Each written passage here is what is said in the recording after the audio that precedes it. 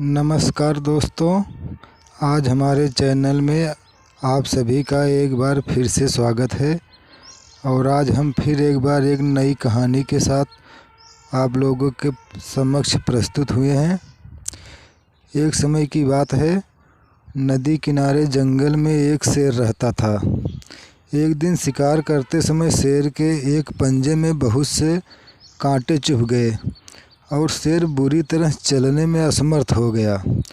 कांटों के चुभ जाने के कारण वह चलने में बहुत असमर्थ हो गया और उसे अपने भोजन के लिए शिकार करने की चिंता सताने लगी।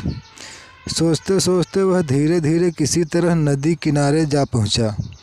वहां देखा कि एक गड़ेरिया भेड़ चरा रहा है और वह धीरे धीरे गड़ेरिये के पास जा पहुंचा। अचानक अपने पास शेर को देख वह गड़ेरिया डर गया। इससे पहले कि गड़ेरिया कुछ भी समझ पाता, शेर ने अपने जख्मी पंजे को उसके सामने कर दिया। गड़ेरिया यह देखकर समझ गया कि ज़रूर शेर को कुछ परेशानी है।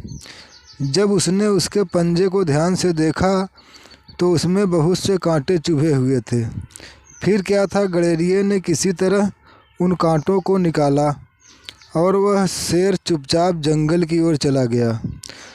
कुछ दिन बाद राजा के यहाँ चोरी हो गई और उस चोरी में वह बेगुनाह गड़ेरिये को किसी ने फंसा दिया और राज दरबार में उसे पेश किया गया।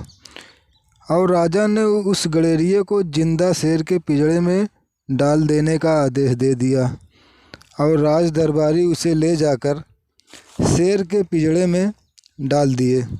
बेचारा गड़ेरिया मौत के मुंह में अपने को देख बहुत ही भयभीत और चिंतित हो गया।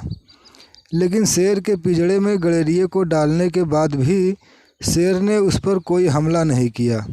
शेर चुपचाप अपनी जगह बैठा रहा, क्योंकि शेर ने गड़ेरिये को देखते ही पहचान लिया था कि यह वही गड़ेरिया है जिसने हमारे पंजे में चुभे हुए कांटों को निकाला था। इसलिए शेर ने उसको कोई नुकसान नहीं पहुंचाया। शेर और गड़ेरिये की आपबीती जब गड़ेरिये के द्वारा राजा को पता चली तो राजा बहुत शर्मिंदा हुआ और पश्चाताप करने लगा और अपने राज दरबार में आया और मंत्रियों को बुलाकर उस गड़ेरिये को रिहा करने का आदेश दे दिया। रिहा होकर गड़ेरिया बहुत प्रसन्न हुआ और किसी पर उपकार करने के कारण आज उसके प्राण बच गए। तो दोस्तों, इस कहानी से हमें यह सीख ज़रूर मिलती है कि किसी का उपकार करने से अपना भी उपकार होता है। हमारी यह कहानी आपको कैसी लगी, हमें कमेंट बॉक्स में कमेंट करके ज़रूर बताइएगा। और ऐसी ही रोचक कहानियों को सुनने के लिए हमारे चैनल को लाइक, शेयर और सब्सक्राइब ज़रूर कीजिएगा। नमस्कार।